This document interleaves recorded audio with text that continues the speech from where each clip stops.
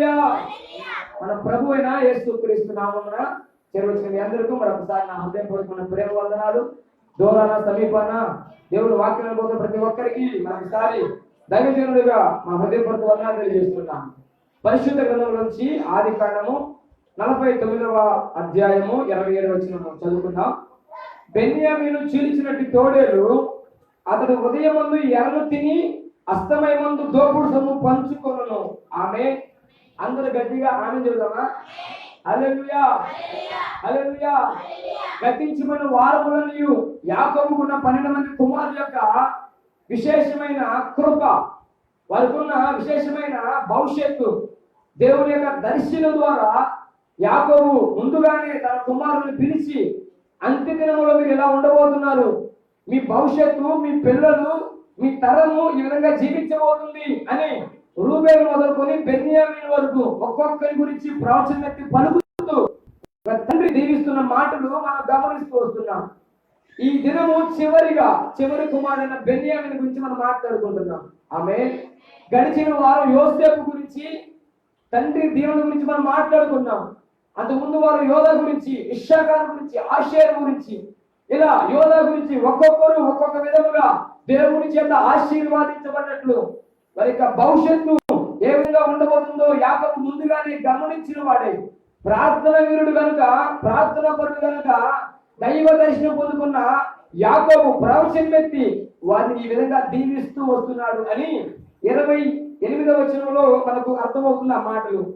ఇవి అన్నీ ఇశ్రాయేలు 12 గోత్రములు వారి తండ్రి వారిని దీవించుతూ వారితో చెప్పినది ఇదే, ఎవరి దీవెన చొప్పున వారిని దీవించను. ఆమేన్.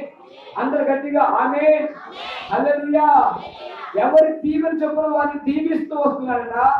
వారి దీవెన ఏ విధంగా ఉందో మనం గమనిస్తూ వస్తున్నాం. అయితే ఈ పగటి కాలం వేళ పరిశుద్ధాత్ముడు బెన్యామీను గురించి మాట్లాడుతున్నాడు. ఏమనంటే బెన్యామీను చీల్చినట్టు తోడేలు. హల్లెలూయా.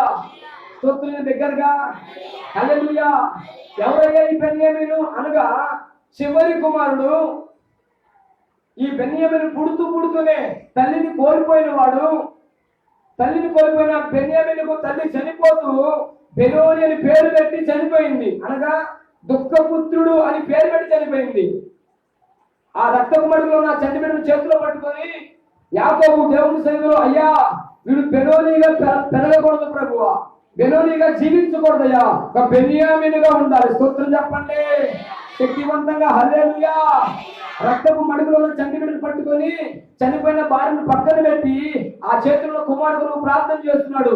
వీడి జీవితము దుఃఖకరంగా ఉండకూడదు, వీడి భవిష్యత్తు వేదనకరంగా ఉండకూడదు, వీడి జీవితము శాపకరంగా మార్చబడకూడదు ప్రభువా, నీ కుడి చేతి పుత్రుడిగా మార్చుకో స్వామి అని వేదన చెందిన తండ్రి తన కుమారుడి కోసం రోధిస్తూ ప్రార్థన చేస్తున్న ఒక గొప్ప ప్రార్థన పరుడు యాకోబు. అందరూ ఆమేన్ అంటారా? హల్లెలూయా. నిశ్చయముగా ప్రతి తండ్రి ఈ విధమైన యాకోబు అనే జీవించుదురు గాక, మరి కుమారుడు కొరకు రేయి మొదటి జామున లేచి ప్రార్థించుదురు గాక. హల్లెలూయా, హల్లెలూయా. బెనోని అనగా దుఃఖపుత్రుడు, బెన్యామీను అనగా కుడి చేతి పుత్రుడు అని అర్థం.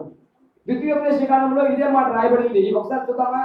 ద్వితీయోపదేశ కాండము 33వ అధ్యాయము, ద్వితీయోపదేశ కాండము 33వ అధ్యాయము 12వ వచనం చదువుకుందాం. బెన్యామీను గురించి ఇట్లా, బెన్యామీను యెహోవాకు ప్రియుడు, ఆయన యొద్ద అతడు సురక్షితముగా నివసించును, దినమెల్లా ఆయన అతనికి ఆశ్రయమగును, ఆయన భుజముల మధ్య అతడు నివసించును. దగ్గరగా ఆమెనంటారా? ఆ వచనం అంతా నాకు ఇష్టమైన మాట. ఆయన భుజముల మధ్య అతడు నివసించును. ఆమె చెప్పండి. ఎందుకు ఆ మాట బాగా ఇష్టం అంటే ఆ కింద రాయబడిన మాట, అతని భుజముల మీద ఆయన నివసిస్తాడు. ఆమె చెప్పండి. ఎవరి భుజాల మీద నివసిస్తాడట?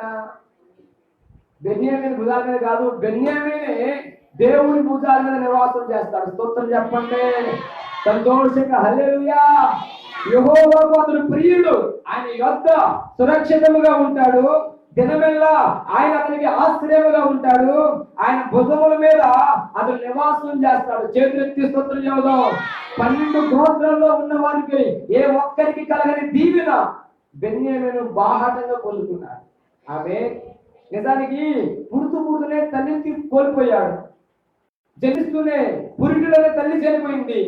అనేక మంది పెద్దలు, అనేక మంది ప్రజలు, అరే నువ్వు తల్లిని తీసుకున్నవాడురా, నువ్వు తల్లికి మరణాన్ని అప్పగించిన వాడురా, నువ్వు శాపగ్రస్తుడురా అని ఒక్కొక్కలా తిడతాడేమో, ఒక్కొక్కడు అంటాడేమో అని గమనించిన తండ్రి, ఆ వేదన చెందిన తండ్రి చేతుల్లో కొడుకును పట్టుకొని, అయ్యా వీడు బెనోనిగా ఉండకూడదయ్యా, బెన్యామినిగా మార్చబడాలి ప్రభువా, హల్లెలూయా, నీ కుడి చేతి పుత్రుడిగా ఉండాలయ్యా, నీ కుడి చేతిలో దీర్ఘాయు ఉంది ప్రభువా, నీ కుడి చేతిలో నక్షత్రాలు ఉన్నాయి ప్రభువా, నీ కుడి చేతిలో ఆశ్చర్యదుర్గం ఉందయ్యా, హల్లెలూయా.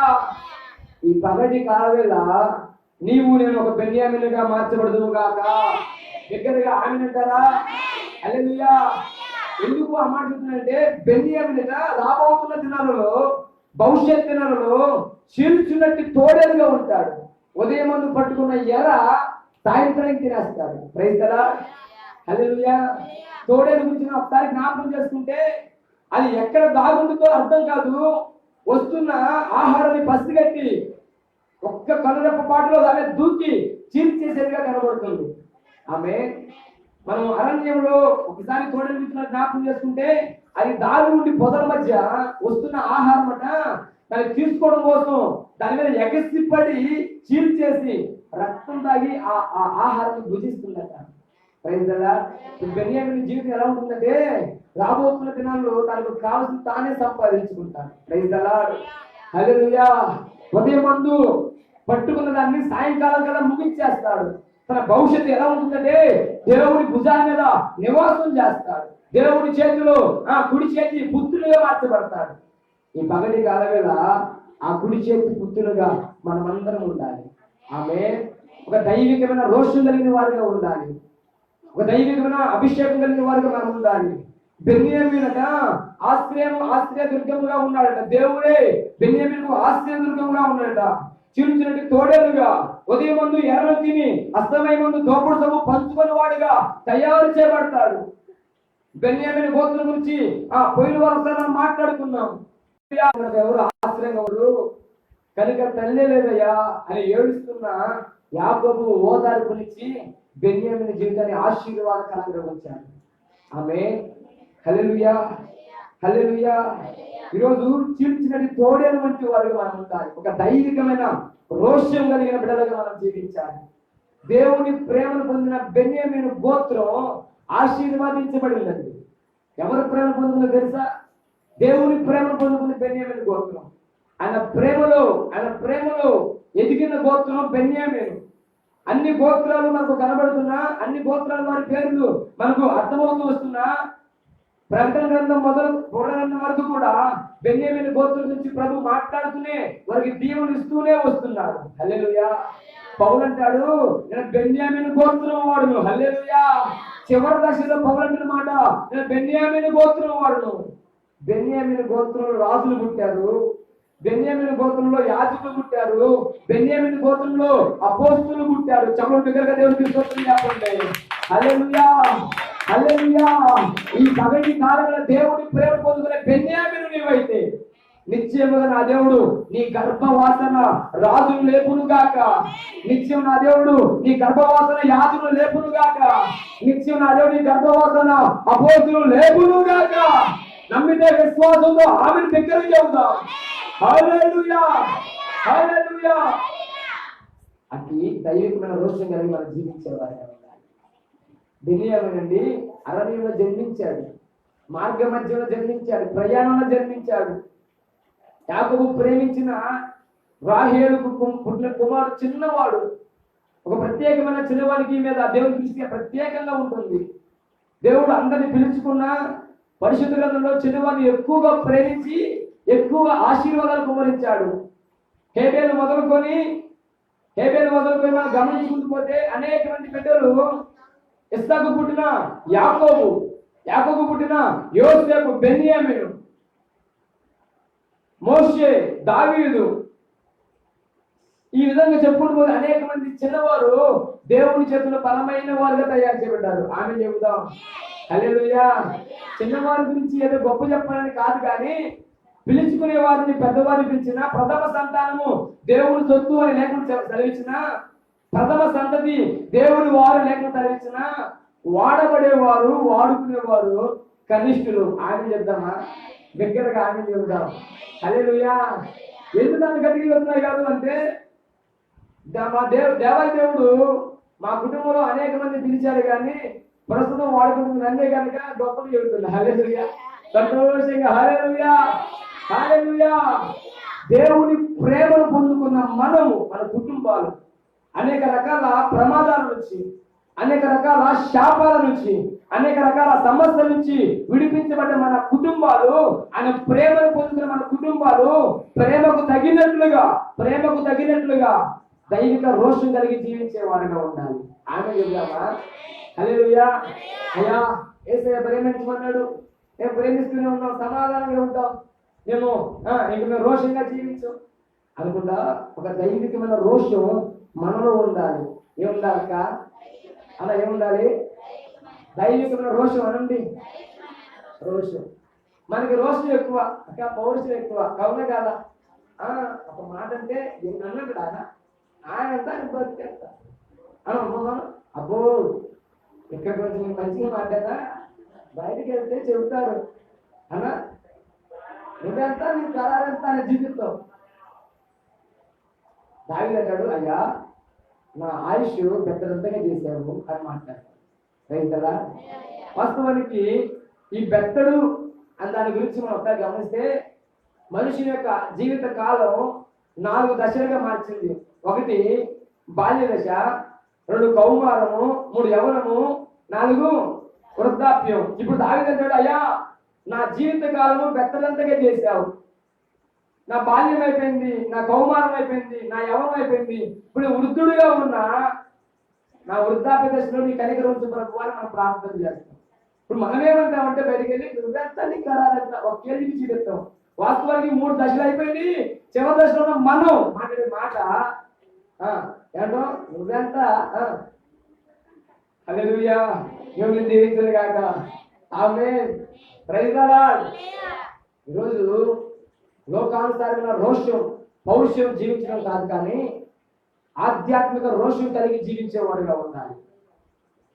ఒకవేళ మనం ఏదైనా ఇంట్లో మన పిల్లలను, ఇంట్లో మన భర్తలను, భార్యలను ఒక మాట అంటే అలిగి ఏం చేస్తాం?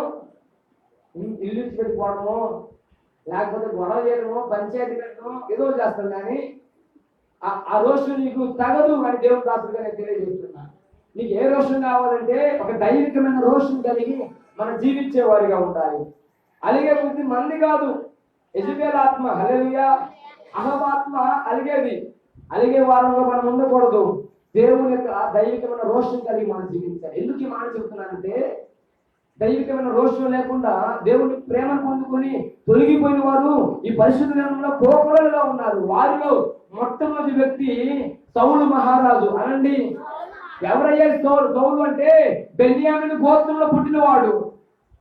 ఈ ఇశ్రాయేలు జనాంగం అంతా, అయ్యా మాకు దేవుడు కావాలి, మాకు రాజు కావాలి, మాకు పరిపాలన జరిగించడానికి ఈ లోకం రాజు మాకు కావాలి అని సమూయేలు దగ్గరకు ప్రజలందరూ వచ్చి వేడుకొన్న వేళ, దుఃఖాక్రాంతులైన సమూయేలు, వేదనకు చెందిన సమూయేలు దేవుని సన్నిధిలో కన్నీరు కాస్తూ, ప్రభువా ఈ ప్రజలను వద్దంటున్నారయ్యా, ఈ ప్రజలను త్రోసివేస్తున్నారయ్యా అని ఏడుస్తున్న సమూయేలుతో దేవుడు మాట్లాడుతున్న ఒక శ్రేష్టమైన మాట, సమూయేలు నువ్వు లేచి నిలబడు, నీ ఎద్దుకు ఒక యవనస్తుడు వస్తున్నాడు, అతనిని ఈ ప్రజలకు రాజుగా తీసుకో. Praise the Lord. ఎవరయ్యా ఈ సౌలు అంటే? పోగొట్టుకున్న గాడిద వెతుక్కోలేని వాడు, తండ్రి చెప్పిన పనిని సరిగా చేయలేని వాడు, సరి అయిన నాయకుడిగా లేని వాడు. ఈ సౌలు పోగొట్టుకున్న వాడినే తిరిగి సంపాదించుకోలేని వాడికి నా దేవుడు ఇప్పుడు రాజుగా పట్టాభిషేకం చేస్తున్నాడు. చెప్పడం చెప్పండి, సంతోషంగా స్తోత్రం చెప్పండి. ఎన్నిక లేనివాడు సౌలు, యోగ్యుడు కానివాడు సౌలు, దేనికి పనికిరాని వాడు సౌలు. కానీ బెన్యామీనును జ్ఞాపకం చేసుకొని సౌలును మహారాజుగా పట్టాభిషేకం చేశారు. స్తోత్రం చేద్దామా? హల్లెలూయా. సౌలు బెన్యామీను గోత్రంలో పుట్టాడని సమూయేలు గ్రంథంలో రాయబడుతున్న మాటలు మీకు ఇంటికి తర్వాత సమూయేలు మొదటి గ్రంథం 9 చదువుకుని ఇంటికి తర్వాత సౌలట బెన్యామీను గోత్రంలో పుట్టాడు కనుక ఈ సమూయేలు అంటాడు, అయ్యా ఇప్పుడు సరిగ్గా తండ్రి పని చేయలేడు అయ్యా, తండ్రి అప్పగించిన పనిని బాధ్యత చేయలేని వాడు, వీటికి ఎందుకయ్యా ఈ రాజు పదవంటే, అబ్బాయి వాడిని బట్టి నేను ఎవరురా, అలా తండ్రికి నేను మాటిచ్చా, ఆ బెన్యామీనుని దీవించా కనుక వారిలో వీడొక్కడి కొంచెం యోగ్యులుగా నిర్మించాడు కదా. ఆ సౌలు వస్తుండగానే నేను కోరుకున్నవాడు ఇతడే అని సౌలుతో సమూయేలు మాట్లాడగా, సమూయేలు వెంటనే తన దగ్గర ఉన్న నూనె తీసి సౌలును అభిషేకించాడు, మహారాజుతో పట్టాభిషేకం చేశాడు. ఆ ప్రజలందరి ముందు సౌలుకు మహారాజు ఏర్పాటు చేస్తున్నాడు. నిజంగా మన శ్రద్ధగా ఆలకించండి. సౌలులో ఏమైనా ఘనత ఉందా? సౌలులో ఏమైనా యోగ్యత ఉందా? సౌలుకి ఏమైనా అర్హత ఉందా? రాజుగా పట్టాభిషేకం చేసే అర్హత, నాయకుడు లక్షణాలు, నలుగురితో మాట్లాడే విధానం ఏ మాత్రం లేదు. కేవలం దేవుడి ప్రేమ, హల్లెలూయా, కేవలం దేవుడి కృప. ఆయన ప్రేమను బట్టి, ఆయన కృపను బట్టి మాత్రమే సౌలు మహారాజుగా అభిషేకిస్తే ఏం చేయాలండి? చక్కగా లక్షణంగా రాజ్య పరిపాలన జరిగించాలి. తన రాజ్యమంతా క్షేమంగా ఉండాలని, తన దేశమంతా క్షేమంగా ఉండాలని రాజు ముందుండి పోరాడవలసిన వాడు వెనకుండి గొయ్యి వేస్తూ మాట్లాడుతున్నాడు. 2 సంవత్సరాలు దేవుడి సన్నిధిలో దేవునికి లోబడి పనిచేశాడు. మిగిలిన 38 సంవత్సరాలు దేవునికి విరోధంగా బ్రతికాడు. ప్రేమ పొందుకున్నవాడు దేవుని పట్ల రోషంగా బ్రతకాల్సిన సౌలు రోషమే లేకుండా దేవుని ప్రేమను అనుభవిస్తూ జీవిస్తున్నాడు. దేవుడిచ్చిన అర్హత కోల్పోయాడు. ఆమె చెబుతాం హల్లెలూయా. ఎందుకు ఈ మాట తెలియజేస్తున్నాడంటే, ఫిలిస్తీన్లకు ఇశ్రాయేలుకు యుద్ధం జరుగుతున్న వేళ, ఫిలిస్తీన్లకు ఇశ్రాయేలుకు యుద్ధం జరుగుతున్న వేళ ఫిలిస్తీయ దేశంలో గొల్యాతులు పడుతున్న 6 మూల జాన్ ఎత్తుగలిగిన ఒక వ్యక్తి అంటాడు, మీలో వచ్చి ఒకరు రండి, మాలో వచ్చి ఒకరు వెళ్తాం, ఎవరు గెలుస్తారో వారికి రాజ్యం అప్పగించాలి అన్న వార్త చాటిస్తూ పగలు సాయంత్రం ఒక్కడే యుద్ధ భూమిలో కథన రంగమందు తిరుగుతున్న వేళ మిషనరీలు మిలిటరీ భోజనం తింటున్న ఈ సౌలు సైన్యం అంతా దడిసి భయపడి బయటికి ఎవరు రాట్లా, యుద్ధ భూమిలోకి ఎవరు రాట్లా. వాడు చూస్తే 6 మూల జానుడు దగ్గర 27 ఎత్తున్నాడట, మహాపరాక్రమశాలి. వాడు అంటాడు, మీరు ఎవరైనా ఒక్కరు వచ్చి నన్ను చంపి నా రాజ్యాన్ని తీసుకెళ్ళండి, మేము మీకు లోపడతామంటే సౌలుతో సహా ఒక మంచి హోదాలో ఉన్నారు, రాజభోజనం తింటున్నారు, మిలిటరీ భోజనం తింటున్నారు. వారు తినే తిండి మనలాంటిది కాదు.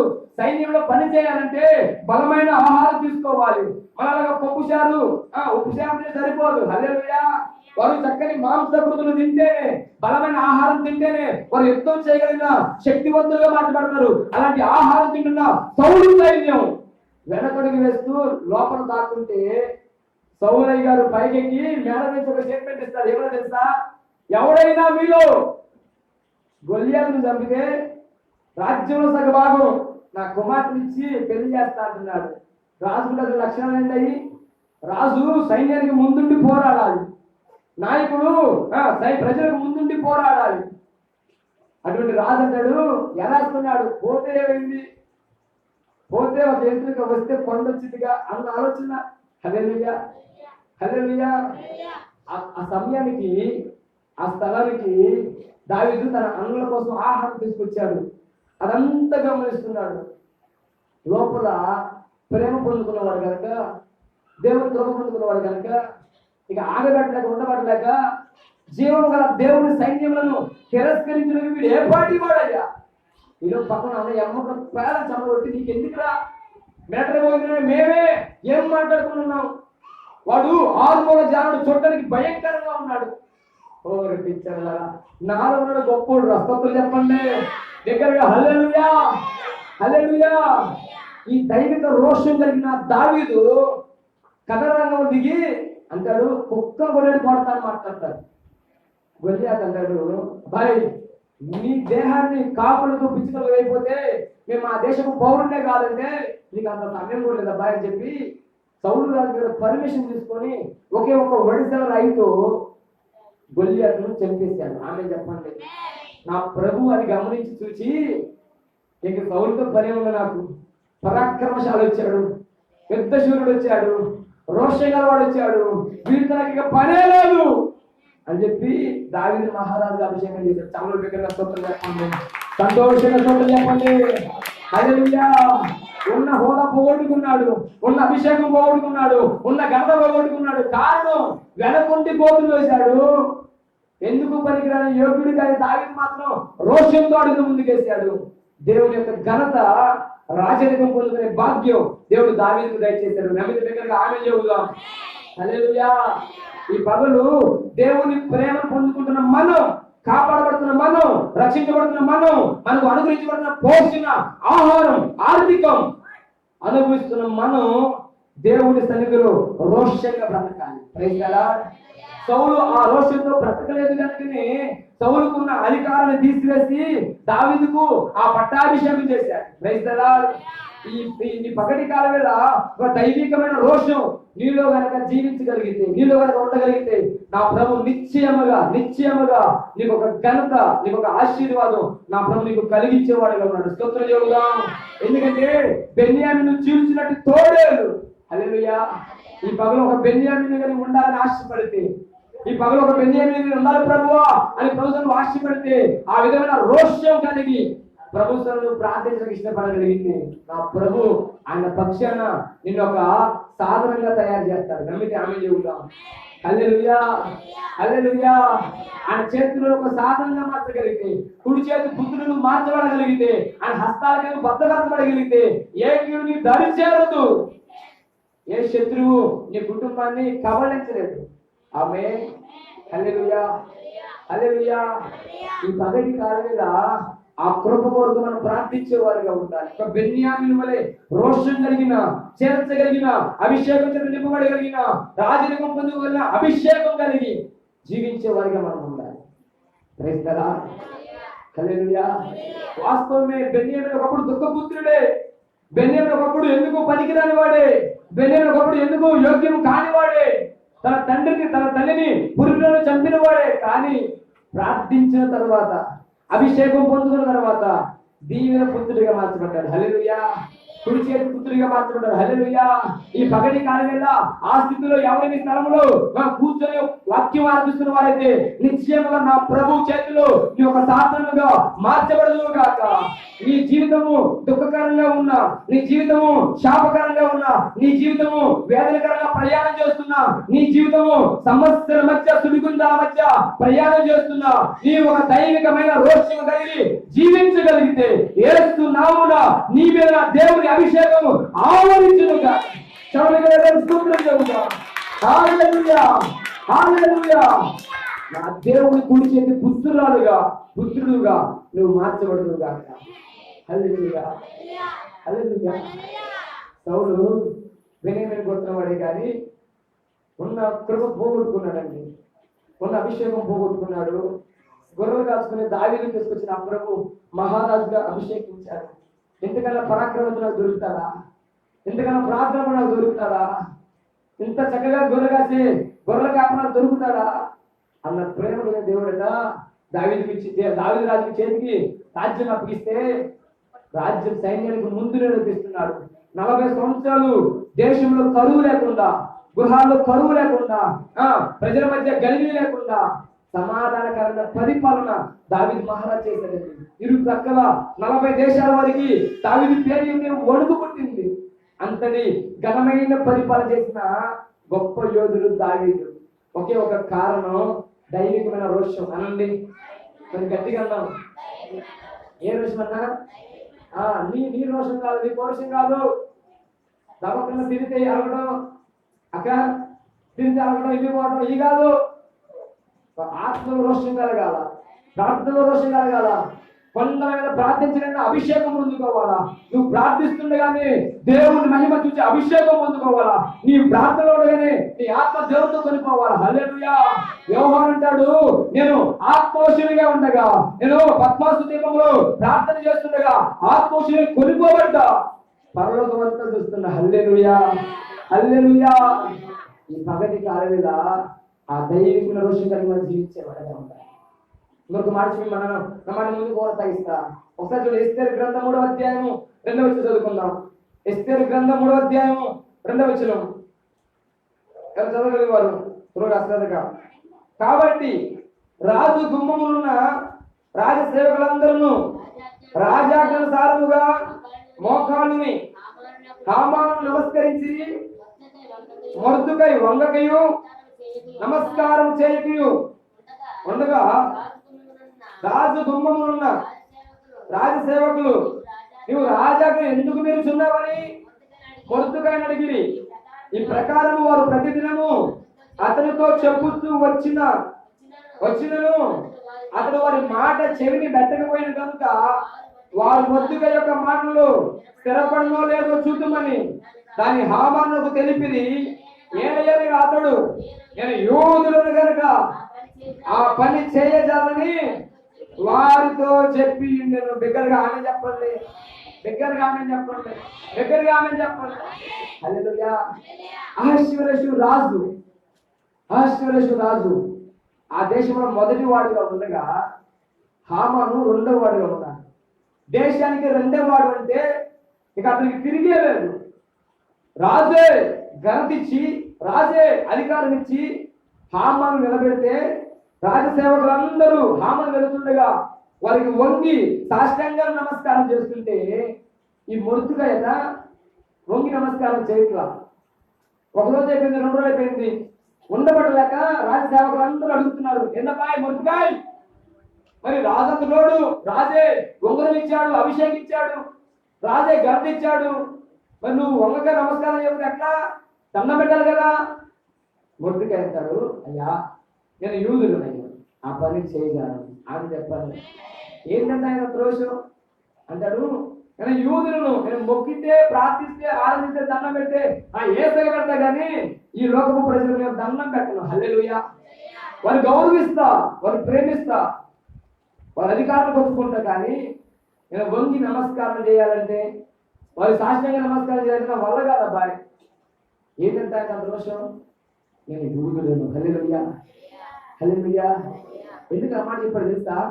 చూడు ఒకసారి 2వ అధ్యాయము 5వ వచనంలో ఎవరంటే మొర్దుకై షూషను కొడలో బెన్యామీనుడవు కీషునకు పుట్టిన షిమీ కుమారుడు యాయీరు వంశస్థుడైన మొర్దుకై ఒకడు ఉండెను. అని చెప్పండి. ఎవరి గోత్రం వాడంట? బెన్యామీను గోత్రం వాడైన మొర్దుకై ఆ షూషను కొడలో ఒకడు ఉన్నాడు. హల్లెలూయా. దైవజనుడైన మొర్దుకై ఉన్నాడు, రోషుడైన యాజకుడు ఉన్నాడు. ఏ ఒక్కరికి నమస్కారం చేయని వాడు, ఏ ఒక్కరికి దండం పెట్టిన వాడు, ఏ ఒక్కరికి సాష్టాంగ నమస్కారం చేయని దేవునికి మాత్రమే ఆరాధన చేస్తే ప్రజలను గౌరవించే ఒక దైవజనుడైన మొర్దుకై షూషను కోటలో ఉన్నాడు. Praise the Lord. అందరేమో హామానుకు భయపడుతున్నారు, అందరేమో హామానుకు భయపడి వంగి నమస్కారం చేస్తుంటే ఈయన మాత్రం వంగి నమస్కారం చేయట్లా. ఏంటయ్యా అంటే యూదులను కనుక ఆ పని చేయజాలు. ఏం పని చేయదట? వచ్చి హామానుకు దండం పెట్టదట. ఏం పోయిందయ్యా? చేతులకు దండం పెట్టలే కదా. అధికారి జోలికి వెళ్తే మనతో బాగుంటాడా? మన మీద ఉపద్రవం తీసుకొస్తాడు, మన ఉగ్రం తీసుకొస్తాడు, మన నిందిస్తాడు, మన ఇబ్బంది పెడతాడు, అనేక రకాలుగా మన కుటుంబాన్ని గలిబిలి చేస్తాడు అని అనేక మంది చెబుతున్నా నా యేసయ్య గొప్పవాడు. స్తోత్రం చెప్పండి. హల్లెలూయా. ఇది గమనిస్తున్న హామాను వీళ్ళకి ఎంతటి పొగరేంట్రా, వీళ్ళకి ఎంతటి గర్వం ఏంటి, ఎంత అతిశయం ఏంటి అని ఎరిగిన ఈ హామానట గనుకుండి గోతులను మొదలు పెట్టాడు. ఏంటి అంటే ఈ మొర్దుకై ఒక్కడనే ఉరికి పెద్ద విశేషమేం కాదు. మొర్దుకై ఒకడే కాదు, మొర్దుకై కుటుంబం, వారి జాతి ఈ దేశంలో సమూల ధ్వంసం చేయమని ఒక చట్టం చేయించేశాడు. ఒక అధికారి దొరికితే ఎందుకు ఒప్పుకుంటారండి? ఆమె ఒక నాయకుడు దొరికితే ఎందుకంటే ఒప్పుకుంటారండి? వాడి వల్ల గర్వం, అతిశయం, దురాత్మ కార్యాలు మనిషి మీద ప్రభావితం చేయబడుతుండగా నిలబడగలిగి ప్రార్థించగలిగితే నా యేసయ్య నీ ముందు నిలబడతాను. దగ్గరగా స్తోత్రం చెప్పండి. భయపడకు, నేను నీకు కేడం. హల్లెలూయా. నేను క్రైస్తవుడు కనుక ఆ పని చేయను, నేను క్రైస్తవుడు కనుక ఇతరులకు దండం పెట్టను, నమస్కారం చేయను అని నీ నోటితో రోషంతో చెప్పగలిగితే నా యేసయ్య నీకు తోడుగా ఉండేవాడు. Praise the Lord. హల్లెలూయా, హల్లెలూయా, హల్లెలూయా. ఈ మొర్దుకై కదా ఒక చట్టం చేయించబడింది. యోధా జాతి వారందరినీ సంహారం చేయాలి. అప్పటికే ఈ ఎస్తేరు మహారాణిగా ఉన్నది. ఈ చట్టం చేస్తుంది మొదలుకొని ఈ మొద్దుకై గోనపట్ట కట్టుకొని ఉపవాసం ఉండి ప్రార్థన చేస్తుంటే తన కూతురు ఎస్తేరమ్మ గారు చూడబట్టలేక ఉండబట్టలేక కొత్త వస్త్రం తీసుకొచ్చి మొద్దుకాయకి ఇప్పిస్తే ఈయన అంటాడు, అమ్మా నేను రాణిగా ఉన్నానుకుంటున్నావేమో, ఆపద నీ దగ్గరికి వచ్చింది, జాగ్రత్త. హల్లెలూయా. నీ నీ తండ్రి ఇంటి వారు నశించిపోతారు, జాగ్రత్త. నాకేం కాదులే, సింహాసనంగా ఉన్నాను అనుకుంటున్నావేమో.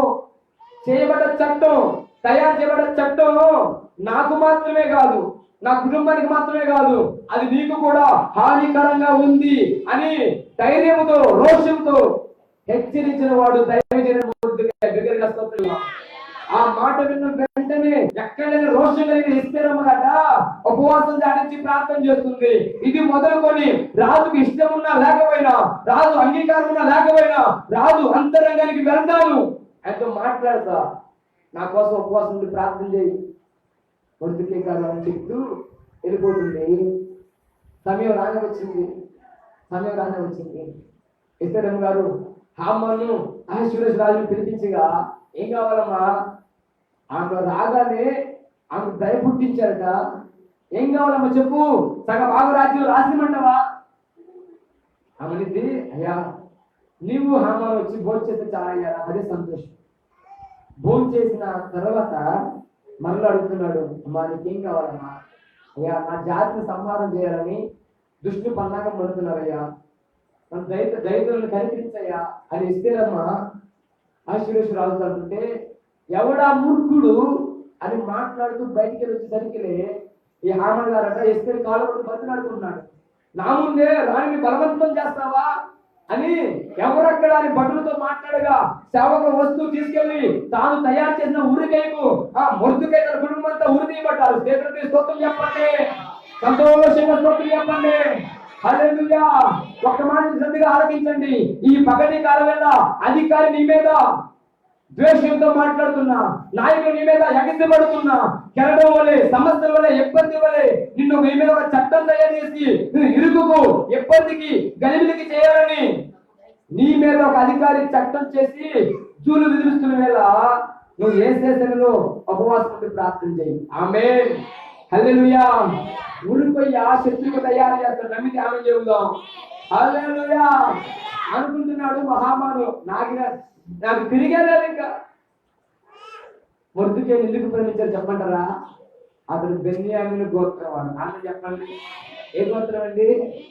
బెన్యామీను గోత్రం. ఎందుకయ్యా మొద్దుగా అంతగా ప్రేమించావంటే అంటాడు, వాళ్ళ తండ్రికి మాటిచ్చారా? హల్లెలూయా. ఎవరు మాటిచ్చారట? తన తండ్రి యాకోబుకు మాటిచ్చారట. అతడు అలాంటి తెలుసా? ఉడుపు పట్టుడు తనని పట్టుకుంటే వదిలిపోయేవాడు కాదు. అతడు బయటకు వస్తున్నప్పుడే తన అన్న మడిలో కాలు ఉడుకు బయటకు వచ్చినాడు. మామూలు మరి యాకోబు తన కడుపులో వస్తుండగానే తన అన్నకన్నా ముందు తానే రావాలని తన అన్న కాలు పడుకొని వచ్చిన వాడు, నేను ముందెళ్తారా అని ఈ అడిసేవాడితో మాట్లాడుతూ వస్తున్నవాడు. ఈ మాట కొంచెం మనకు వింత అనిపిస్తుంది. ఈ మాట తల్లి గడుపులో ఇద్దరు శిష్యులు కొట్టుకుంటారా, తన్నుకుంటారా? ఈ మధ్య ఒక వీడియో వైరల్ అవుతుంది, మీ దగ్గర వచ్చిన కానీ నాకు వచ్చింది. ఒక తల్లి గర్భంలో ఇద్దరు కుమారులు ఉన్నారట. ఇద్దరు శిష్యులు తన్నుకుంటున్నారు. టీవీలో కూడా ఇచ్చారు, మీకు వీలైతే చూడండి, మరలా మీ అందరూ ఖచ్చితంగా వస్తుంది. ఇద్దరు శిష్యులట ఇప్పుడు ఎట్ దట్ ప్రజెంట్ టైం నిన్న నాకు వచ్చిన వీడియో. ఒక తల్లి గర్భంలో ఇద్దరు శిష్యులట పోరాడుకుంటున్నారట. అది స్కానింగ్ లో తెలిసి డాక్టర్లు సాక్ష్యం ఇచ్చారు. ఈ మాట మనకు కొంచెం ఆశ్చర్యం అనిపించదు, కానీ ఇది నా ప్రభు మొదటిగా ఇస్సాకు రెబ్కా యొక్క గర్భవాసను తయారు చేశాడు. స్తోత్రం చెప్పండి. హల్లెలూయా. ఈ యాకోబు ఎలా ఉంటుందంటే మడిమ పట్టు పడితే, ఉడుపు పట్టు పడితే వదిలిపెట్టేవాడు కాదు. ఒక రాత్రంతా ఎబ్బేపురం దగ్గర నా కాలు వరకు విడిచిపెట్టట్లా.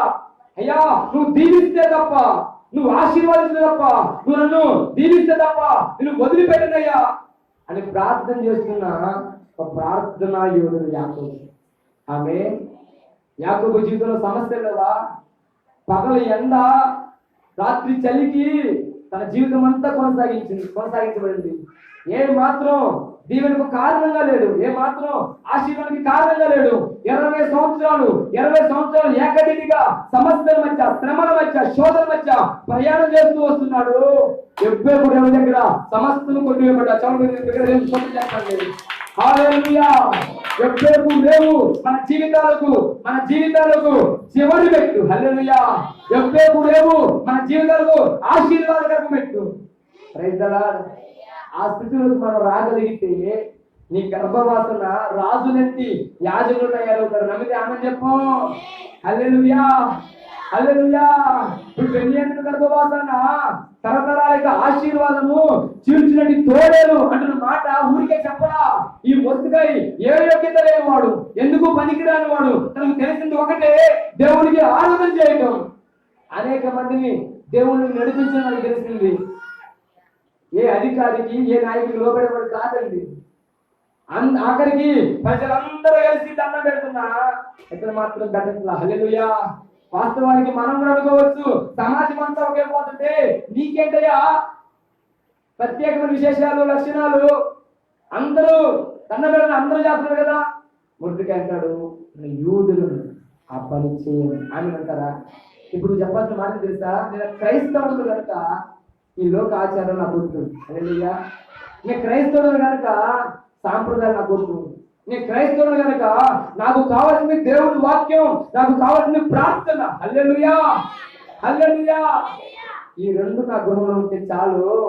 నేను ఒక దావీదులా మార్చబడతా, నేను ఒక మురుదుకాయలా మార్చబడతా, ఆశీర్వాదించబడ కుటుంబంగా నా కుటుంబం ఉంటుంది అన్న విశ్వాసంతో ప్రార్థించగలిగితే నా ప్రభు నిశ్చయముగా నీ జీవితాన్ని చీల్చినట్టు తోడేలుగా తయారు చేస్తాడు. హల్లెలూయా. ఉదయం పట్టిన దాన్ని అస్తమయం కల్లా ముగించేస్తాడు. Praise the lord. అంతటి రోషం కలిగి మనం జీవించడం వరకు ఉండాలి. మొదటికెళ్ళి మనం ఒకసారి అడిగితే ఏంటంటే అంత రోషం అంటే అంటాడు, యూదులను దండం పెట్టే పరిస్థితి నాకేమాత్రం లేదు, సంగీత చచ్చిపోతా, ఏది దగ్గరికి పోతా. హల్లెలూయా. హల్లెలూయా. హల్లెలూయా. నేను మరణ చెబుతా, ఇప్పుడు నీకు కావాల్సిన అవసరం కొంచెం ఆలస్యం అవచ్చు, కానీ నీకు మాత్రం నా ప్రభు అన్యాయం అయితే ఏం చేయదు ఆయన చెప్తారు అందరికీ. ఒకవేళ నీకు రావాల్సిన జవాబు, నీకు రావాల్సిన సమాధానం, నీకు కావాల్సిన ప్రతిఫలం కొంచెం ఆలస్యం అవుతుందేమో, కానీ నీకు మాత్రం నా ప్రభువు పొరపాటు అన్యాయం చేయలేదు. నమ్మితే ఆమె చెప్పాను. హల్లెలూయా. ఎప్పుడు ఇది? ఆయన మందిరంలో ఉన్నప్పుడే, ఆయన సన్నిధిలో ఓట దగ్గర నువ్వు నిలబడ్డప్పుడు, ఉప్పుకు చుట్టూ ఓట దగ్గర నువ్వు నిలబడ్డప్పుడు, యోసేపు ఫలించడు కొమ్మ, ఓట యొక్క ఫలించడు కొమ్మ అని చెప్తున్నట్లు యోసేపు జీవితం అంతా సమస్తమయమే, శోధనమయమే. ఏ పరిస్థితుల మధ్యన మోకరించి ప్రార్థన చేయడం ఆయనకున్న విశేషమైన జ్ఞానం. హల్లెలూయా. అలా ప్రార్థించాడు కనుకనే, సంఘం మధ్య కట్టబడ్డాడు కనుకనే గోడ ఎక్కి రెమ్మలు వ్యాపిస్తున్నాయి. హల్లెలూయా. చుట్టూ గోడ బంధించేశారు. అన్నలు, ఐగుప్తు దేశం, సైన్యం, చెరసల అంతా గోడలు బంధించేశారు. కానీ దేవుని వాక్యం ఉంటుంది, యోసేపు ఫలించని కొమ్మ, ఓటు యొక్క ఫలించని కొమ్మ, దాని రెమ్మలు గోడ ఎక్కి వ్యాపిస్తున్నాయి. స్తోత్రం చెప్పండి. నేను చెప్పి మన శ్రద్ధగా ఆలకించు. ఈ పగటి కాలవేళ నీ జీవితంలో ఇంకా ఏమైనా సమస్యలనే గోడలు, శోధననే గోడలు నీ చుట్టూ బంధించినా, నీ ఉన్న చోట ఒక బెన్యామీను వలె రోషంతో హృదయంలో నుంచి ప్రార్థన చేయగలిగితే నీ రెమ్మలు గోడ ఎక్కి వ్యాపిస్తాయి. ఆమె హల్లెలూయా. హల్లెలూయా.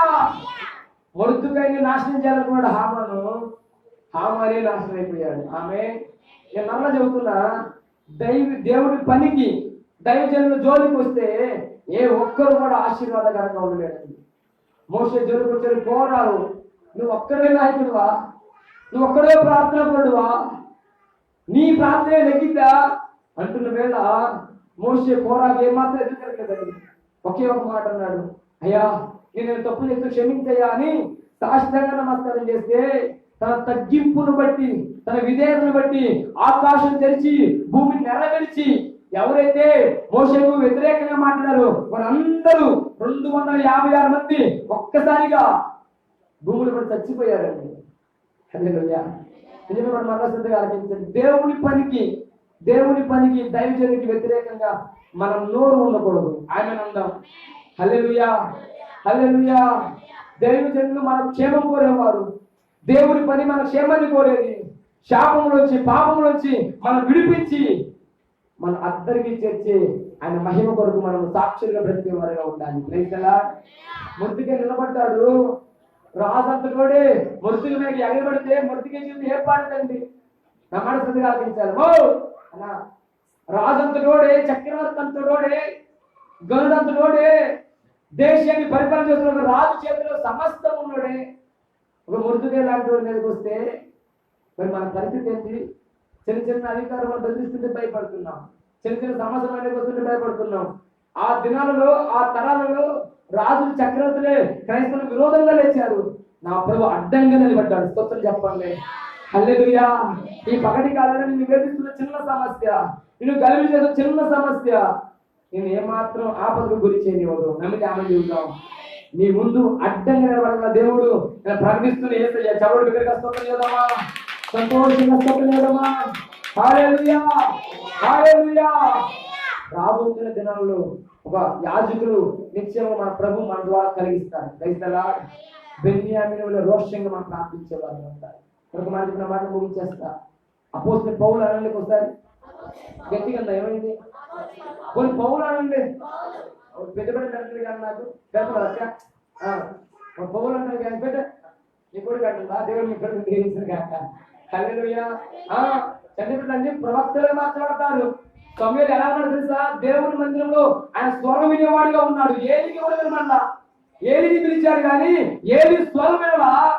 సమూయేలు పిలిస్తే సమూయేలు స్వరం విన్నాడు. ప్రవక్తగా మార్చాడు, న్యాయాధిపతిగా మార్చాడు, యాజకుడిగా మార్చాడు. హల్లెలూయా. నీ కొడుకు అలా దీవించబడుతుంది. ఆమె చెప్పు. మొర్దెకైగా మార్చబడుతుంది కాక. హల్లెలూయా, హల్లెలూయా. పౌలు అందం ఎలాంటి తెలుసా? మీరు చెబుతా చెప్పండి, మీరు చూసి వచ్చినట్టు. పౌలు హింసకుడు, దూషకుడు, హానికరుడు. ఎందుకంటే వాక్యం ఉంది కనుక మనం చెప్పగలుగుతున్నాం. ఒకప్పుడు క్రైస్తవం చంపాలని వేటాడి మరి వెతికి మరి చంపిన వాడు పౌలు. ప్రజల దగ్గర ప్రత్యేకంగా దాఖలు పట్టుకొని పత్రాలు పట్టుకొని వస్తున్నాడు. దారిలో దేవుని పక్షాన, దేవుని పరిపక్షాన అన్నా కదా, దేవుని పరిపక్షాన, దైవజన పక్షాన ఎవరైనా పోరాడితే దేవుడు ఏమాత్రం సహించి ఊరుకోడు కూడా. Praise the Lord. ఒకవేళ దైవజనులు మాట్లాడలేకే లేకేం కాదు, మరి జ్ఞానం లేకేం కాదు, అది తగ్గితే దేవుడు వారి పక్షాన్ని నిలబడతాడు. హల్లెలూయా, హల్లెలూయా. మోషే తగ్గించుకున్నాడు. కోరా భూమిలో వెళ్ళిపోయాడు. ఒకవేళ మోషే కనుక కోరా ఎదురుగా మాట్లాడితే దేవుడు ఆ కార్యం చేశాడనండి. Praise the lord. ఆలోచించండి. అయ్యో ఏం మాట్లాడతారు కదా, పిలుకోండి, ఏం తెలియదు అనుకుంటున్నారేమో. దయచేయకుండా తగ్గింపు జీవితం అది. హల్లెలూయా, హల్లెలూయా. ఈ పౌలు కూడా ప్రయాణం చేస్తూ దమస్కు దగ్గరికి వచ్చాడు.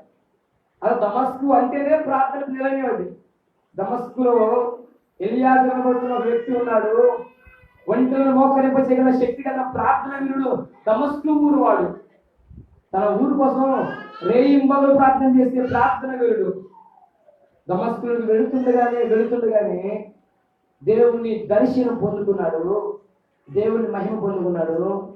గర్వం, అహం, అతిశయం అంతా పోయి గుడ్డోడిగా తయారయ్యాడు.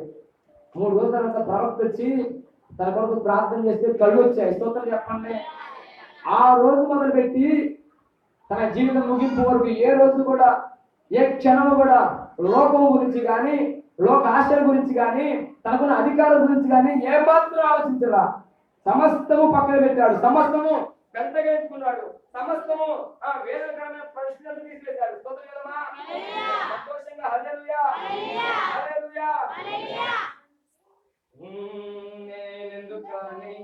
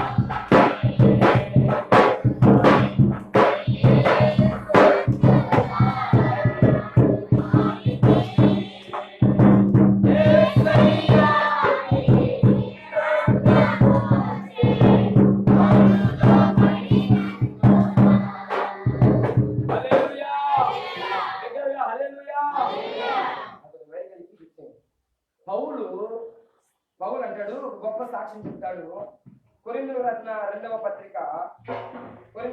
పత్రికలో చక్కని మాట అంటాడు. ఒకసారి 11వ అధ్యాయము 22వ వచనం.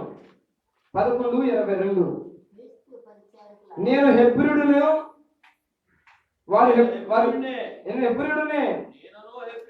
నేనును హెబ్రీయుడునే, వారు ఇశ్రాయేలీయులా, నేను ఇశ్రాయేలీయునే, వారు అబ్రహాము సంతానమా, నేను వట్టి వాడనే, వారు క్రీస్తు పరిచారకులా,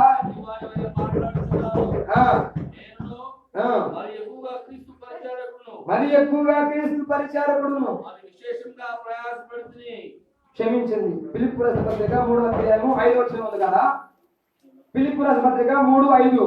8వ దినమున సున్నతి పొంది తిని ఇశ్రాయేలు వంశపు వాడునై బెన్యామీను గోత్రములో పుట్టి హెబ్రీయుల సంతానమైన హెబ్రీయుడునై ధర్మశాస్త్ర విషయము పరిసయుడునై ఆసక్తి విషయమై సంఘమును హింసించువాడునై ధర్మశాస్త్రం వలన నీతి విషయము అనిత్యున్నయుంటిని అయినను ఏవేవి నాకు లాభకరములయ్యుండెను వాటిని క్రీస్తు నిమిత్తము నష్టముగా ఎంచుకుంటుని. హల్లెలూయా, సంతోషంగా హల్లెలూయా. ఎవరయ్యా ఈ పౌలు అంటే బెన్యామీను గోత్రం వాడు. నేను చెప్పండి సార్, మాట శ్రద్ధగా ఆలోచించండి. నిజానికి యేసుక్రీస్తు ప్రభువారికి 12 మంది శిష్యులలో ఒక శిష్యుడు ఉరివేసుకుని చచ్చిపోతే అతని స్థానంలోనికి మత్తయి అనే ఒక శిష్యుడు వచ్చాడు. కానీ అతను నా దేవుడు ఎంత మాత్రం శిష్యుడిగా పరిగణించాల. కొన్ని సంవత్సరాల తర్వాత, కొన్ని 100 సంవత్సరాల తర్వాత పౌలు అపోస్తులుగా మార్చబడ్డాడు. స్తోత్రం చెప్పండి. హల్లెలూయా. అంటాడు, నేను అపోస్తులుడును. ఎవరిచ్చారు అభిషేకం? యేసుప్రభువు కాలం ఉన్నాడా? లేదండి. తాను కలిగి ఉన్న భక్తి, తను కలిగి ఉన్న ఆసక్తి, తను కలిగి ఉన్న ధర్మశాస్త్రోపదేశం తను అపోస్తులుగా మార్చేసింది. హల్లెలూయా. అంటాడు, నేను బెన్యామీను గోత్రపు వాడను. నాకు ఏవైతే లాభకరంగా ఉన్నాయో, ఏవైతే నన్ను ఉపయోగకరంగా ఉన్నాయో, నా జీవితం ఏది ఉపయోగమో, ఏది లాభమో, ఏది ఆశీర్వాదమని నేను తలచుకుంటున్నాను, దాన్ని నష్టంగా ఎంచుకున్నాను అని చెప్తాను. ఎవరైనా నష్టంగా ఎంచుకోగలరండి? మనకు డబ్బు ఎంతైనా ఉపయోగం కాదా? మనకు అది లాభం కాదా? ఎవరు నష్టంగా ఎంచుకుంటారా? ఎవరు ఎంచుకోరు. కానీ ఆయన తనకు లాభమైందంతా నష్టంగా ఎంచుకున్నాడట. ఆఖరికి సిలువ వేయించుకున్నంత అంతగా సిలువ వేయించుకోవడానికి కూడా వెనకాడిన వాడిగా ఉన్నాడు. 3వ ఆకాశానికి ఎక్కిన వాడిగా పరిగణించబడ్డాడు. నేను 3వ ఆకాశానికి ఎక్కిందని అని చెప్పాడు. సమస్యల మధ్య, శ్రమల మధ్య పుట్టుమిట్టాడుతున్న అపోస్తలుడైన పౌలు దేవుని చేతిలో బలమైన సాధనంగా వాడబడ్డాడు. స్తోత్రం చెప్పండి. హల్లెలూయా. ఎన్నో మార్లు సముద్రంలో అపాయంలో ఉన్నాడు. కపట సహోదరుల విషయంలో అపాయానికి గురి చెందబడ్డాడు. ఒకటి తక్కువ 40 కొరడ దెబ్బలు 5 సార్లు విన్నాడు. హల్లెలూయా. తాను పొందిన శ్రమ, బాధ, ఇబ్బంది అంత ఇంత కాదు. 3వ ఆకాశానికి ఎక్కి దేవుడి మహిమను అనుభవించి ఈ లోకానికి వచ్చిన అపోస్తలుడు పౌలు బెన్యామీను గోత్రం. ఆమె అనండి. హల్లెలూయా. ఏ రోజైతే దేవుడు అతను దర్శించాడో ఆ రోజే లోకానికి స్వస్తి చెప్పాడు. ఆ రోజే అధికారికి స్వస్తి చెప్పాడు. ఆ రోజే ప్రజలకు స్వస్తి చెప్పాడు. దేవుని పని పట్ల ఎడతెగని పనివాడిగా 3 సార్లు ప్రపంచమంతా తిరిగి దేవుడు సువార్త ప్రకటించిన ప్రార్థనా వీరుడు, సువార్త బారుల వ్యక్తి పౌలు. హల్లెలూయా, హల్లెలూయా.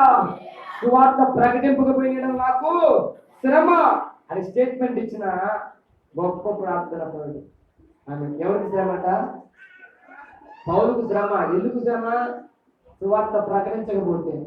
ఆమె హ్యాపీగా ఉంటున్న 3 పూట్ల మనం 3 పూట్ల చక్కగా భోజనం చేస్తూ దేవుని సన్నిధిలో ఉంటున్నాం. ఇంకా ఏదైనా కార్యం జరగకపోతే దేవుడిని అడుగుతాం, మందిరానికి రావు, ప్రార్థన రావు. ఇంకా దబక్కన మన కుటుంబంలో ఏదో రావాల్సిన డబ్బులు మనకు రాకపోతే ఎవరి మీద ఎంత? మందిరం మీదే, ప్రార్థన మీదే. ఏం చేశాడు నాకు యేసయ్యా? ఇక నయం, నేను సముద్రం పాలు చేయక. హల్లెలూయా. సమస్యలు బాధలేదు. హల్లెలూయా. పౌలు కాబట్టి నిలబడ్డాడు. నా దేవుడు రక్షించిన సమర్థుడు అనుకున్నాడు. పౌలు బట్టి 276 మందిని కాపాడాడండి. సముద్రంలో ఓడ పగిలిపోయి సముద్రం నడి బాగాన ఓడ పగిలిపోతే నా దేవుడు పౌలును బట్టి 276 మంది క్షేమంగా బ్రతికారు. 14 రోజులు ఉపవాసం ఉన్న ప్రార్థన పరుడు పౌలు. హల్లెలూయా. ఏ ఒక్కరికి కీడు లేకుండా కాపాడిన దేవాదేవుని సన్నిధి పౌలుకు తోడుగా ఉన్నది. నా ప్రియ దేవుని బిడ్డారా, ఎల్లయ్యా పౌలు ఎందుకు జ్ఞాపకం చేసుకున్నావంటే అని అంటాడు, పౌలు తాత మామూలుడు కాదు, ప్రార్థన పరుడు. హల్లెలూయా. అతని మాట ఇచ్చా, నా మాట అవునంటే అవును, కాదంటే కాదు. అతని మాట చొప్పున బెన్యామీను చీల్చినట్టు తోడేలు ఉంటాడు. చూసా, బెన్యామీను కొద్ది పౌలు కూడా అలాగే ఉన్నాడు. స్తోత్రం చెప్పండి. రోషంతో కొన్ని పరిచయం చేశారండి. శ్రమల మధ్య, సుడిగుండాల మధ్య, ఇబ్బందుల మధ్య, కఠినమైన పరిస్థితుల మధ్య పౌలు నిలబడి సేవ చేసిన రోషమైన దైవజనుడు అపోస్తలుడైన పౌలు. హల్లెలూయా. హల్లెలూయా. ప్రార్థన చేస్తే ఆకాశం తెరవబడుతుంది. ప్రార్థన చేస్తే 3వ ఆకాశానికి ఎక్కుతాడు. తన ప్రయాణం చేస్తే తన చూడున్న మహిమ రోగులు స్వస్థపడుతుంది. తన తాగితే స్వస్థత, తన నడికట్టు తగిలి వారు అనేక మంది బాగుపడ్డారట. నడికట్టు అన్న బెల్ట్ తగిలి బాగుపడ్డవారు ఉన్నారు. ఇక ప్రార్థన చేస్తే భూలోకమే తలుతుంది అభిషేకం కలిగిన దైవజనుడు పౌలు. హల్లెలూయా.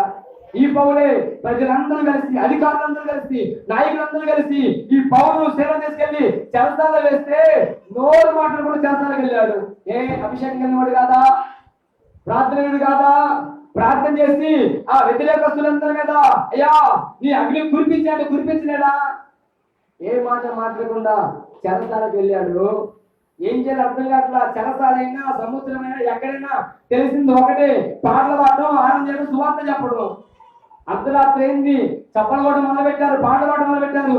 వారి సంఖ్యల చప్పుడు, వారి పాట ఆకాశం తగిలింది. చదువు చెప్పండి. హల్లెలూయా. మధ్య రాత్రి వేళ పౌలు శీల కీర్తనలు పాటలు పాడుతుండగా వారి మధ్య భూకంపం కలిగింది. అందరి బంధకాలు ఊడిపోయాయి. నేను మరలా చెబుతున్నా, ప్రార్థన పడిన దైవజనుడు ఏ స్థలంలో ఉంటే ఆ స్థలంలో బంధకాలు తెగిపోతాయి. హల్లెలూయా.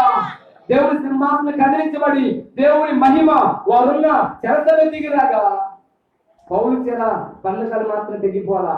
వారి చుట్టూ ఉన్న వారి అందరి బంధకాలు తెగిపోయాయి. హల్లెలూయా. నిజమే శ్రద్ధగా ఆలోచించండి. పౌలు ఉన్న చోట బంధకాలు తెగిపోవడమే కాదు, వారి పరిస్థితులు మారిపోతాయి.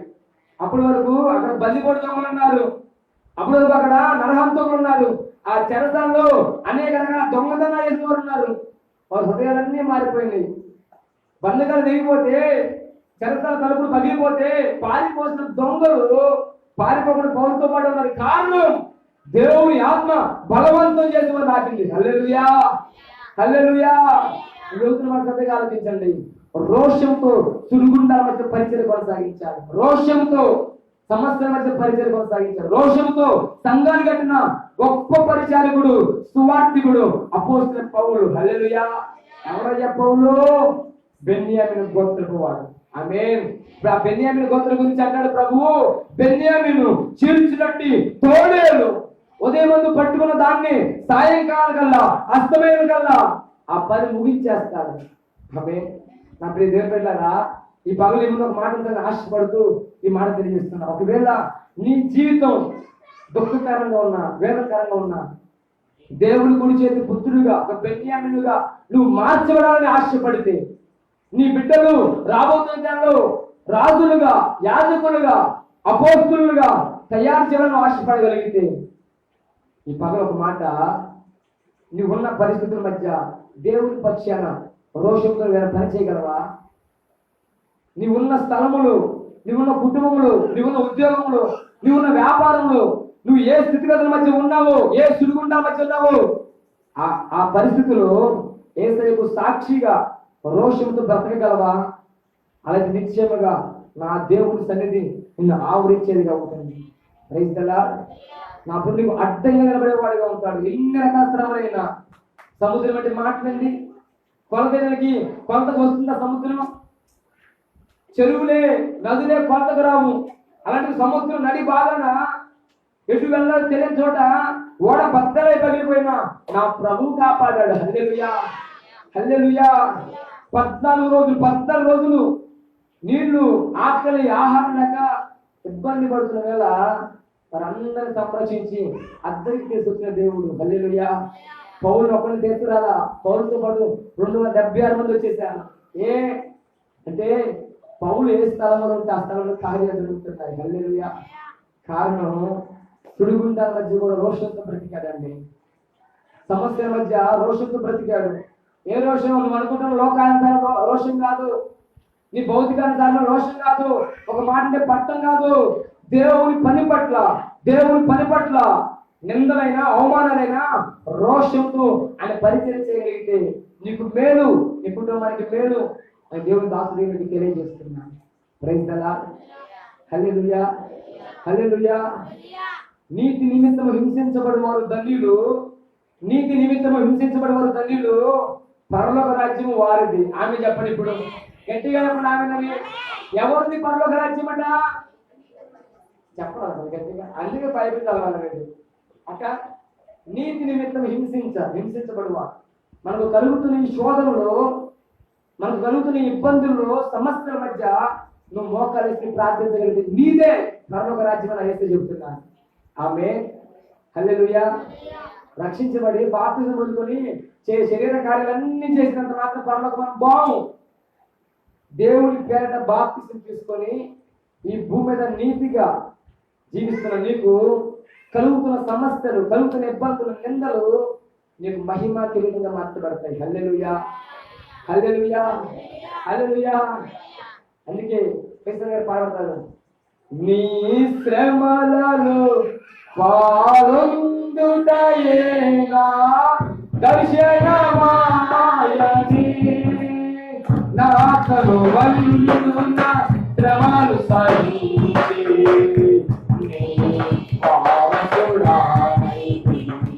నీ శ్రమలలో పాల్గొందుటయేనా దర్శనమాయని, నా కనువన్నున శ్రమలు సహించి వారసుడానైతిని. ఆహా కన్యత నా భాగ్యము ఏమని వివరింతును, ఏమని వివరింతు. హల్లెలూయా, దగ్గరగా హల్లెలూయా. శ్రమలో పాల్గొనేవారట వారసులుగా మార్చబడతారు. ఆయన చెప్పండి. అందుకే ఊరికే ప్రభు చెప్పలా, నీతి నిమిత్తం హింసించబడే ధన్యులు పరలోక రాజ్యము వారిది. ఇప్పుడు వారసురాలుగా నువ్వు మార్చబడాలి అంటే ప్రభు సన్నిధిలో దైవికమైన రోషం కలిగి మనం జీవించే వారిగా ఉండాలి. నీ పరిస్థితుల మధ్య, నీ స్థితిగతుల మధ్య మోకాలేసే అనుభవం నీకు రావాలి. నువ్వు ఉంటున్న గృహంలో, నువ్వు ఉంటున్న ఉద్యోగంలో, నువ్వు చేస్తున్న వ్యాపారాల మధ్య మోకాలేసే అనుభవం నీకు రావాలి. Praise the Lord. హల్లెలూయా. ఒక మాట చెప్పిన మాట ముగించేస్తా. యేసు క్రీస్తు ప్రభువారు శిష్యులను పడవెక్కించి మీరు అద్దరికి వెళ్ళండి, నేను కొండకెళ్ళి ప్రార్థన చేస్తా అని చెబుతున్నారు. నేను చెప్పి మాట చదువుగా ఆరంభించాను. ఈ గలిలయ తీరాన శిష్యులు పడవ ప్రయాణం చేస్తుంటే గాలి ఎగసిపడుతూ అలల వలె, తుఫాను వలె వారి మీదకి ఎగసిపడుతూ వస్తున్న వేళ శిష్యులంతా భయానికి గురి చెందుతున్నారు. శిష్యులంతా ఎక్కడ భయము, కలవరానికి గురి చెందుతున్నారు. ఇప్పుడు యేసయ్య ఎక్కడున్నాడు తెలుసా? ఎక్కడున్నాడు? కొండల మీద ప్రార్థన చేస్తున్నారు. చదువుకున్న వారికి తెలుసు గాలి ఎక్కడి నుంచి వస్తుందన్నా? కొండ నుంచి గాలి వస్తుంది, తెలుసండి. కొండల ద్వారా మనకు గాలి వస్తుంది సైన్స్ ప్రకారం. ఇప్పుడు ఏ గాలి అయితే తన ప్రజలను, తన బిడ్డలను సమస్యకు గురి చేస్తుందో ఆ చోట నా యేసయ్య ప్రార్థన చేస్తున్నాడు. సొంతం చెప్పండి.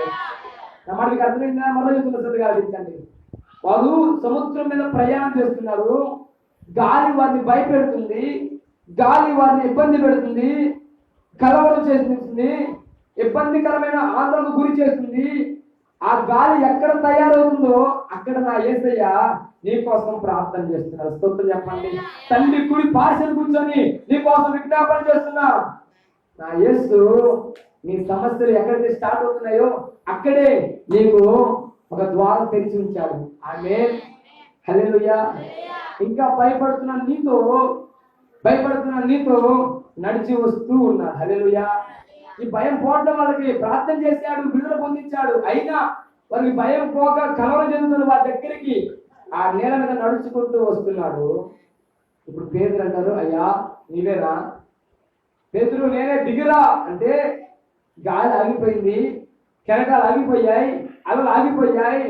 తొక్కుకుంటూ వస్తున్న యేసయ్య దగ్గరకు పేతురు వెళ్ళిపోయాడు. స్తోత్రం చెప్పండి, హల్లెలూయా. నేను చెప్పిన శ్రద్ధగా ఆలకించండి. ఒకవేళ మన కుటుంబాలను ఏ సమస్య ఇబ్బంది పెడుతుందో, మన కుటుంబాల బిడ్డలను ఏ బలహీనత ఇబ్బంది పెడుతుందో, మన కుటుంబంలో ఏది కలవరానికి గురి చేస్తుందో దాని దగ్గర మొదటిగా నా యేసయ్య వెల చెల్లించేశారు. ఇంకా భయపడుతున్న మన దగ్గరకు ఆయన నడిచి వస్తూ ఉన్నాడు. హల్లెలూయా, హల్లెలూయా. ఈ పగలు ఆహ్వానించగలిగితే రోష్యంతో బెన్యామీను వలె, చీల్చినటి తోడేలు వలె దేవుని సన్నిధిలో నివాసం చేయగలిగితే, నువ్వు దేనికోసం ప్రార్థన చేస్తున్నావు అది కావాలయ్యా అని ఉడుము పట్టులా ఉదయం పట్టుకున్న సాయంత్రం ముగించుకోగలిగితే నిశ్చయముగా నా దేవుని కృప నిన్ను ఆవరించను గాక. హల్లెలూయా. ఒక బెన్యామీను వలె నీ జీవితం మార్చబడును గాక. రాబోతున్న నెలలో నీ గర్భవాసన రాజులు లేపబడును గాక. రాబోతున్న నెలలో నీ గర్భవాసన యాజకులు తయారవుతురు గాక. రాబోతున్న నెలలో నీ గర్భవాసన అపోస్తులు లేపబడును గాక. హల్లెలూయా. దైవికమైన రోషం కలిగి నువ్వు కొనసాగించబడదు గాక. దేవుడి మాట దీనికి ఆశీర్వదించిన గాక. తలవంచున ప్రార్థన చేద్దాం. అందరూ తలవంచున ప్రార్థన చేద్దాం. ఒక్క క్షణం ప్రభు సన్నిధిలో మనం విన్న మాటలను బట్టి బెన్యామీను చీల్చినట్టు తోడేలు, బెన్యామీను చీల్చినట్టు తోడేలు. అప్పుడే దేవుడు బిడ్డలారా ఒక్క క్షణం ప్రభుత్వం ప్రార్థన చేద్దామా? దైవికమైన రోషం ఈ పగలు కలిగి నువ్వు జీవించకపోతే మన జీవితాలు చాలా ఇబ్బందికరంగా అనేక రకాల శోధన చేత నడిపించబడతాయి. ఒకవేళ ఒక రోషం కలిగి నువ్వు ప్రార్థించగలిగితే నా యేసయ్య నీకు తోడు, నా దేవుని హస్తము నీకు తోడుగా ఉంటుంది. ఒక క్షణం ప్రభుత్వంలో ప్రార్థన చేయాలి. అయ్యా నన్ను ఒక బెన్యామీనుగా మార్చు, అయ్యా నన్ను నా కుటుంబాన్ని ఒక బెన్యామీను గోత్రంగా మార్చు అని ప్రభు సన్నిధిలో మనం ప్రార్థన చేద్దాం.